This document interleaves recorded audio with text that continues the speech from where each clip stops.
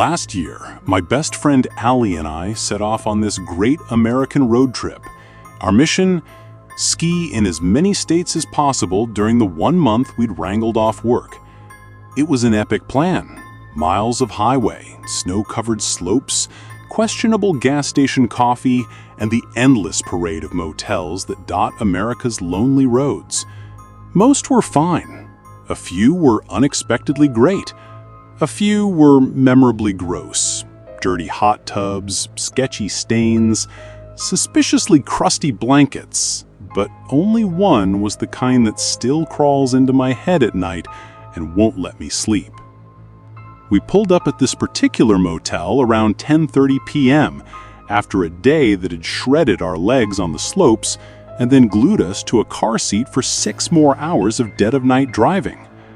We were lost, tired, cold, our phones useless since we were stubbornly hoarding our Canadian data.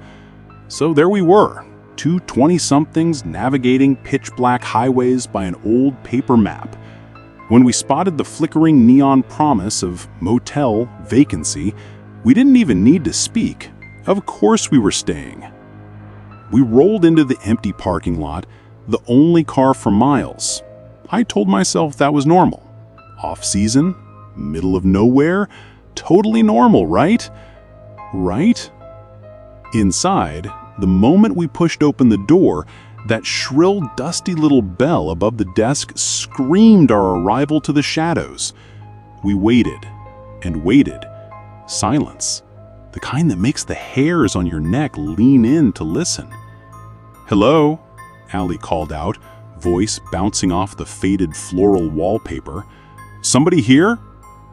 Still nothing, until the door behind the counter creaked open so slowly it felt staged.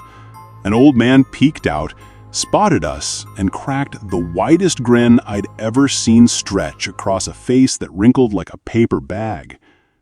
"Guests," he croaked. "I thought I heard something, but no, I told myself, just your imagination. Well, look at that. It wasn't my imagination. And 2 pretty young ladies, too. Lucky, lucky me. Welcome, welcome, welcome." I forced a smile. He was odd, sure, but lonely night shifts make people weird. I knew that. Didn't mean I liked the way he kept repeating welcome, though. "So, travel-weary strangers, can I offer you a bed to rest your head?" "Yeah, how much for a double room?" Allie asked, her voice firm, all business. His grin hovered like he didn't like our silent conversation. The moment my eyes flicked back to him, snap, that grin was back, locked in place. "Ah, it looks like we only have the single bedrooms ready. So sorry." "Wait, what?" "We were the only ones here." My stomach did a tiny flip. "You're telling me I started?" But I could see the argument was pointless. His grin never wavered. "For such pretty ladies, how about $69 for the single bed? Cash only.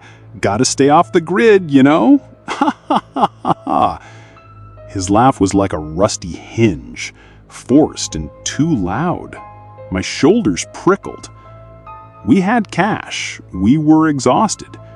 The bed won. A few minutes later, we parked outside room 7. The sign above our door buzzed like a trapped wasp. The room was surprisingly clean. Cheap motel clean, but I've seen worse. The bed was big. My bones ached for it.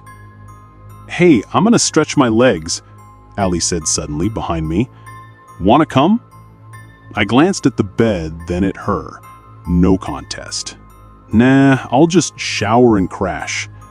She shrugged. "Cool, be back soon." The second the door clicked shut behind her, I bolted for the shower. I stood under the hot spray way too long, scrubbing away ski sweat and highway grime. For a blissful moment, the weirdness melted down the drain. I toweled off, pulled on my PJs, and flopped onto the bed. Then I tried the Wi-Fi. Of course it didn't work. Typical. I huffed at the ceiling fan overhead. There was a weird black box bolted underneath it. Nothing I'd seen before. I squinted at it. Probably nothing, I told myself. Then my mind started doing what my mind does best, turning nothing into something monstrous. I replayed the old man's laugh, the empty parking lot, Allie, alone, somewhere out there, the fan, the mirror, the single bed. I shook my head, physically trying to dislodge the images. Stop it. I forced myself up and drifted over to the big mirror on the wall. Too big for a room this small. I started brushing my hair, but my eyes kept drifting to my own reflection, wide-eyed and jittery. One-way mirror, my brain whispered, like in Cabin in the Woods. Thanks, brain. I pressed my fingertip to the glass. Wasn't there a trick? If there's no gap, it's fake or real? My heart thudded. There was no gap. My breath hitched. No, you're remembering it backwards, right? I stumbled to the bathroom. Its mirror was a standard medicine cabinet. I wiped the steam off with trembling hands and pressed my finger to it. There. A gap. Ice pooled in my stomach. I forced myself to breathe. We needed to leave now. Play it cool. They're probably watching. My eyes flicked back to the ceiling fan, the black box. A camera. Of course it's a camera. I could practically hear my own heartbeat. I stuffed my clothes into my bag with forced casualness. Just a tidy guest, right? Right. I edged toward the door. Twist, rattle. It didn't move. I tried again, knuckles white. Locked. From the outside. I turned in slow horror. The barred window. I'd thought the bars were to keep people out, but they work both ways. I grabbed my phone. No signal. Of course. I felt the walls pulse around me like they were closing in. Minutes stretched forever. Then, footsteps. Allie. Please be Allie. The key turned. The door cracked open. Her shape. Thank God. Allie? Get in the car now. She looked at me bewildered. What? Why? Camera in the room. I hissed, shoving her backwards. Her eyes widened, no questions. She spun on her heel and ran. I grabbed my bag, slammed the door behind me, just in time to see the old man burst from the next room, shadows shifting behind him. Not shadows, people. He slammed his palms on our hood as I floored it, his mouth open in a silent scream. The tires squealed. We didn't look back. We drove. We didn't stop until the sun came up. An hour later, Allie's shaking fingers found the sheriff's number online. I half listened as she told them. The camera, the mirror, the door that wouldn't open, the shapes in the shadows. But when they asked us to come back, to file a report in person, Allie shook her head wide-eyed. No, we're not coming back. We just wanted you to know. Click. I stared at her. She just whispered, "Small-town sheriffs? That's exactly how you die in the movie." She wasn't wrong. We thought we had left it behind us, just another horror story we escaped. But yesterday, I saw the news. 3 girls, missing, road tripping in that same area, never made it home. I can't stop wondering. If Allie had gone for that walk, if I'd just fallen asleep, if that door hadn't opened, we could have been the ones on the news. Just another cautionary tale. And every time I close my eyes, I still see that mirror and wonder who was behind it and what they were waiting for. I should start with this. The only reason I didn't quit the moment the first weird thing happened was simple. The money was too good and the drive was too short.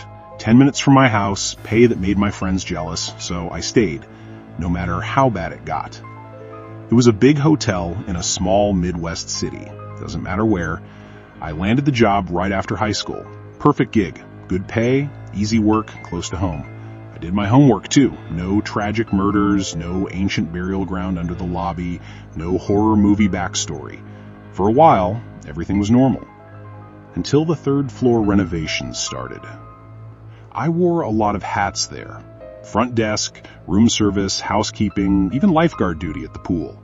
It put me everywhere, so when the strange stuff started, I saw more than anyone else. And if you think I'm making this up, I wish I were. It was a Tuesday night shift. I clocked in at 8 p.m. Midweek, half-full hotel, easy money. I checked the reservations, ran one last room service tray up, got a $10 tip, nice. By 10 p.m. the kitchen was closed, and I was back at the front desk ready to coast through the night. Then the phone rang. I glanced. At the screen, our new phone system displayed the room number. Room 323. Immediately I frowned. The third floor was off limits. Renovations. No guests. Front desk at... blank. This is Nick. How can I help you? A cough. Static. I repeated myself. A young woman's voice. Oh, sorry. How are you? I paused, a weird start. I'm good, ma'am. How can I help you tonight? She sounded uneasy. Not too good, actually. I'm sorry to hear that. What's wrong? I'm not sure. Maybe you can help. I flipped back to my script, forgetting for a moment that the call came from the closed floor. Where are you calling from, ma'am? Room 323? And you're right. I need help. My gut tightened. Ma'am, that room's under renovations. Are you sure you're in 323? What's your name? A beat of silence. Then, I need help, Nick. Right now. I don't think I was supposed to come up here. I pictured a lost guest, maybe drunk, maybe confused, who'd wandered up where she shouldn't be. She found an old phone and called me. Fine, I'd handle it. What's wrong, and your name? I asked. She lowered her voice. I can't get out. The door won't open. It needs to open. Something felt off. The way she said, it needs to open. Okay, your name, please. She hesitated. Marion Kennedy. I pulled up the guest list. Nothing. No Marion Kennedy. I don't see you here. Are you checked in under another name? Her voice flattened, losing all panic. I need help. Come to room 323, now. Miss can't... Click.